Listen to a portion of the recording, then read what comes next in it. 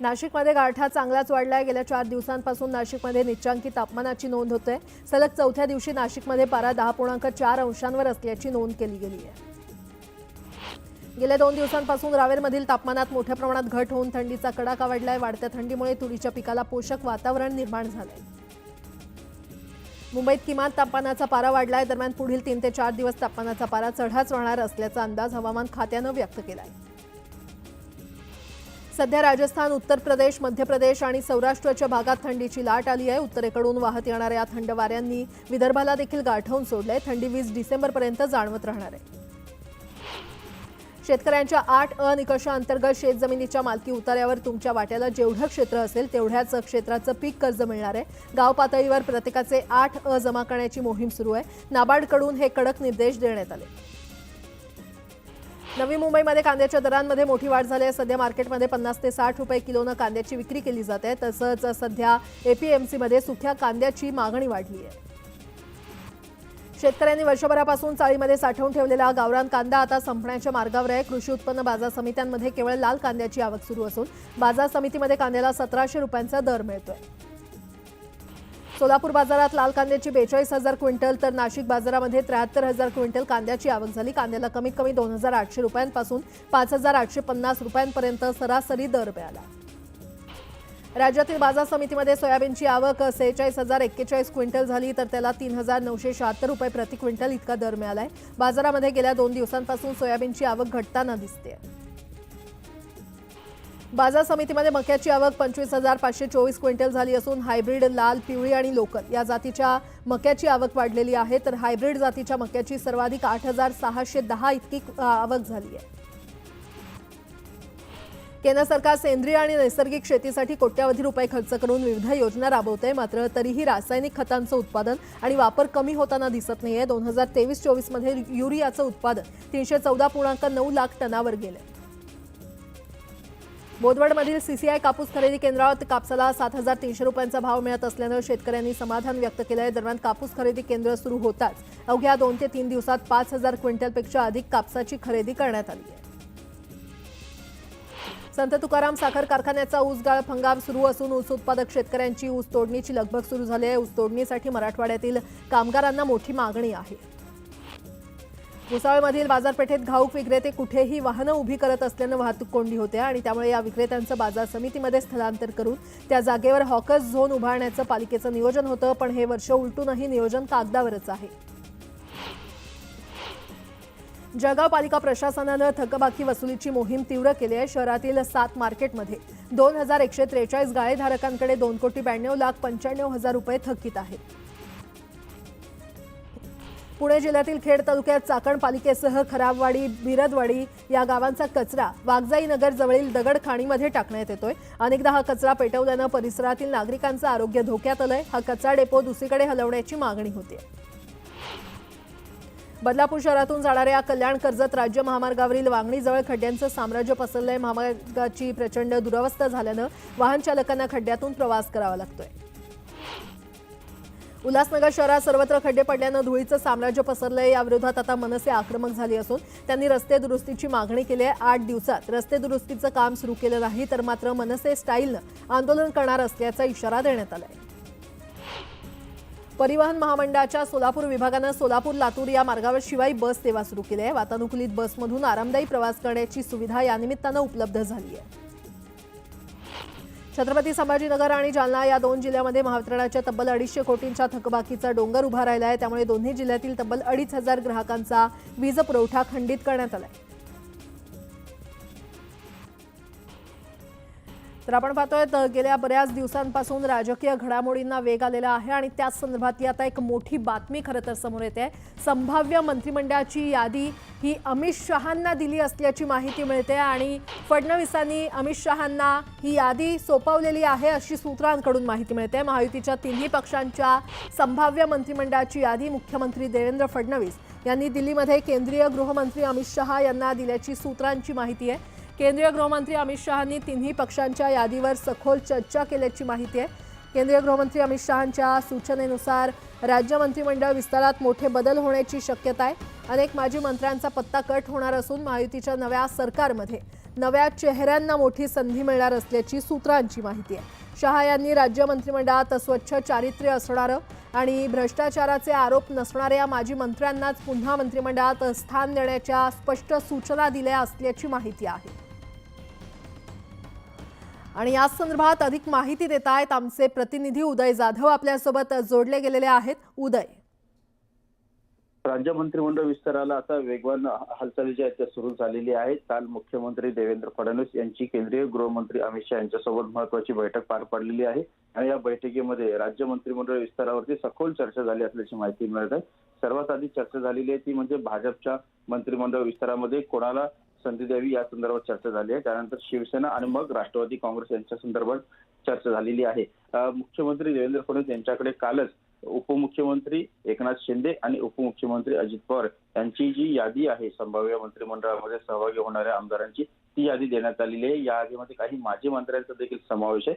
मात्र मोठ्या प्रमाणात माजी मंत्र्यांच्या नावावरती कात्री जी आहे ती लावण्यात आल्याची देखील माहिती मिळते आहे. आणि यामध्ये जे स्वच्छ चारित्र्याचे माजी मंत्री आहेत, ज्यांनी भ्रष्टाचार केलेला नाही, अशाच मंत्र्यांना पुन्हा एकदा संधी देण्याच्या संदर्भात सूचना ज्या आहेत त्या स्पष्ट सूचना केंद्रीय गृहमंत्री अमित शहा यांनी दिलेली आहे. आणि त्याचबरोबर नवीन चेहऱ्यांना संधी देण्यासाठी प्रामुख्याने त्यांना प्रोत्साहित करण्यासाठी सूचना ज्या आहेत त्या देखील देण्यात आलेल्या आहेत. त्यामुळे या राज्य मंत्रिमंडळ विस्तारामध्ये नवीन चेहरे जे आहेत ते मोठ्या प्रमाणात दिसणार असल्याची माहिती मिळते. आणि त्याचबरोबर तिन्ही पक्षांमध्ये महायुतीचे 3 पक्ष आणि तिन्ही पक्षांमध्ये कशा प्रकारे खाते वाटप एकूण असणार आहे त्यावरती देखील सखोल चर्चा झालेली आहे. आणि या खाते वाटपासंदर्भात सुद्धा केंद्रीय गृहमंत्री अमित शहा यांनी स्पष्ट सूचना ज्या त्या दिलेल्या आहेत. आणि त्यानुसार आज महायुतीच्या 3 नेत्यांची महत्वाची बैठक जी आहे ती मुंबईत होणार आहे. मुख्यमंत्री देवेंद्र फडणवीस, उपमुख्यमंत्री एकनाथ शिंदे, उपमुख्यमंत्री अजित पवार यांच्या उपस्थितीमध्ये ही महत्वाची बैठक होणार आहे. आणि याच बैठकीमध्ये मंत्रिमंडळ विस्तारावरती अंतिम शिक्कामोर्तब जे ते केलं जाईल. आणि त्यानंतर जे आहे शपथविधी सोहळा जो आहे ते पुढील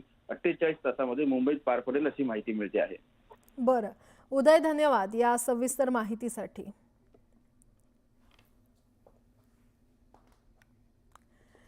मार्कडवाडीमध्ये घेतलेल्या जाहीर सभेमध्ये बोलताना भाजप नेते गोपीचंद पडळकर आणि सदाभाऊ खोत यांनी शरद पवारांवर जहरी टीका केली होती.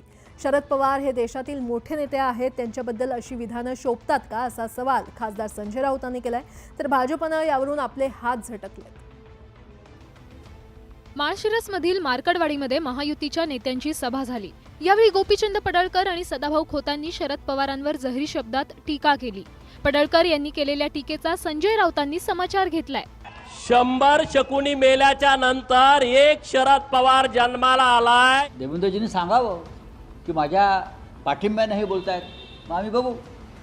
जी भाषा वापरली जाते तुमच्या लोकांकडून माननीय पवार साहेबांविषयी देवेंद्रजींनी स्पष्ट करावं, होय मी त्यांना सांगितलं ही भाषा वापरा.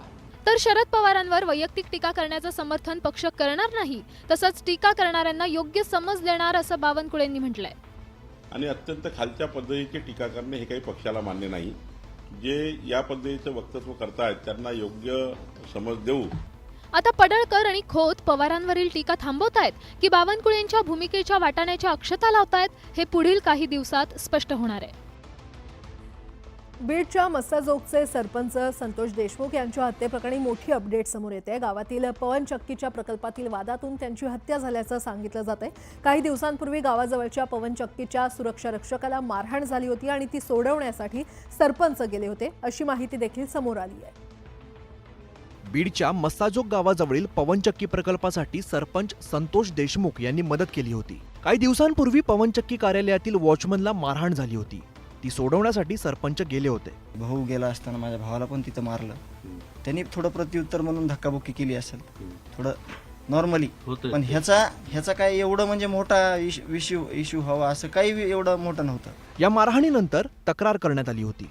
मस्साजोग पासून खेटून असलेल्या टाकळी गावातील काही तरुणांनीही मारहाण केल्याचं समोर आलं होतं. त्यानंतर गावातील काही तरुणांनी टाकळी गावच्या तरुणांना मारहाण केली आणि त्याचा व्हिडिओ व्हायरल केला. त्यानंतर सरपंचांचं अपहरण करून त्यांची हत्या करण्यात आली. आमच्या गावाला इतकं पुढे नेलं आणि त्यांची अशी हत्या होते तर बाकीच्यांचं काय होईल. प्लीज तुम्ही माझ्या वडिलांना न्याय मिळवून द्या प्लीज. आणि त्या 2 सगळे आरोपी आहेत त्यांना फाशीची शिक्षाही झालीच पाहिजे. सरपंचांच्या हत्येमागील आरोपींना शिक्षा द्यावी अशी मागणी कुटुंब तसंच गावाकडून केली जाते. बातम्या पाहणार आहोत आता वेगवान स्वरूपात.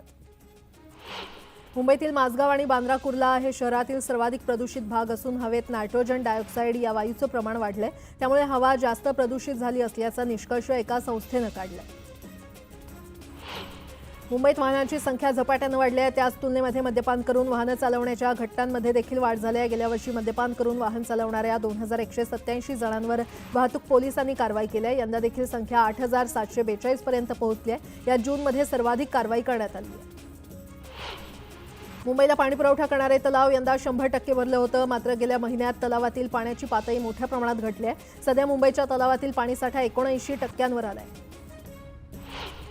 मालाडमध्ये पालिकेच्या जल अभियंता विभागातर्फे जलवाहिनी दुरुस्तीचं काम हाती घेण्यात येणार आहे. त्यामुळे मालाडमध्ये गुरुवारी 10 ते शुक्रवारी सकाळी 8 पर्यंत पाणीपुरवठा बंद असेल. मावळमधील तळेगाव स्टेशन परिसरात उद्यापासून 2 दिवस पाणीपुरवठा बंद असणार आहे. जलशुद्धीकरण केंद्राच्या देखभाल दुरुस्तीच्या कामासाठी गुरुवार आणि शुक्रवारी पाणीपुरवठा बंद असेल. नळाला पाणी येत नाही, अपुरा पाणीपुरवठा होतो. शहरातील रस्त्यांवरील खड्ड्यांसह इतर समस्यांचे तात्काळ निवारण करता यावं यासाठी नवी मुंबई महापालिकेनं दक्ष ॲपसह ग्रीव्हन्स रिड्रेसल पोर्टल सुरू केलेलं आहे. नागरिकांनी केलेल्या तक्रारींची दखल घेऊन तात्काळ खड्डे दुरुस्ती आणि इतर कामं यावेळी करण्यात येत आहेत. पालिकेच्या केईएम हॉस्पिटल आवारातील जुन्या 4 इमारती पाडून तिथे 300 बेडचं हॉस्पिटल उभारण्याचा आराखडा तयार आहे. पण या प्रस्तावाला अद्याप प्रशासकीय मान्यता मिळाली नसल्यानं हॉस्पिटलच्या पुनर्विकासाचा प्रश्न कागदावरच आहे. अधिवेशन कालावधीत चार्टर विमानानं येणाऱ्या व्हीआयपींना अपेक्षित वेळी नागपूर विमानतळावर उतरता येणार नाही आहे. दुरुस्तीच्या कामामुळे धावपट्टी सकाळी 10 वाजेपासून संध्याकाळी 6 वाजेपर्यंत बंद असेल. खड्डेमुक्त मुंबईसाठी पालिकेनं सर्व रस्ते सिमेंट काँक्रीटीकरणानं बांधण्याचा निर्णय घेतला आहे. मात्र रस्ते निकृष्ट दर्जाचे असल्यास कंत्राटदारावर कारवाई केली जाणार आहे आणि याचाच भूर्दंड क्वालिटी मॅनेजमेंट एजन्सीला देखील सोसावा लागणार आहे. मुंबई पालिकेनं 2016 साली आदर्श फुटपाथ धोरण तयार केलं होतं. मात्र पालिकेचं फुटपाथ धोरण पायदळीत उडवलं गेल्याचं समोर आलंय. 2016 मधील 25 पानी मार्गदर्शक तत्व धुळखात पडली आहेत. त्यामुळे हा मुद्दा पुन्हा ऐरणीवर आलाय. जिल्हा सामान्य रुग्णालयात शवविच्छेदन केल्यानंतर आता डिजिटल रिपोर्ट दिला जातोय आणि त्यामुळे शवविच्छेदन रिपोर्टमध्ये पारदर्शकता आली आहे. हाती लिहिलेल्या रिपोर्टमध्ये खाडाखोड करून तो बदलला जाण्याची शक्यता अधिक असते. त्यामुळे हा बदल करण्यात आलाय.